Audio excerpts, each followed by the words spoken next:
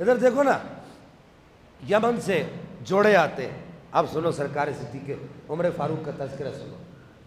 یمن سے جوڑے آتے ہیں، بڑے مہنگے، بڑی قیمتی جوڑے آتے ہیں. حضرت فاروق اعظم رضی اللہ عنہ وردہ عنہ بڑا مال آتا ہے اور بھی بہت کچھ آتا ہے.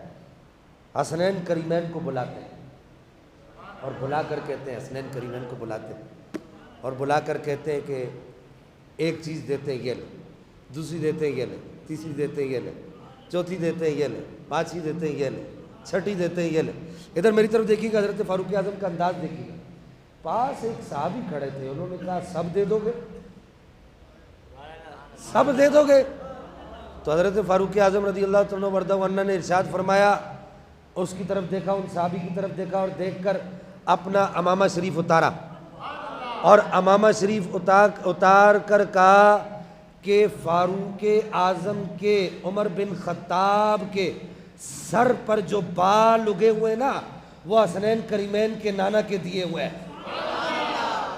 ان کو سب دے دوں گا. ان کو دینے میں فاروق اعظم کوئی صرفہ نہیں کرتا.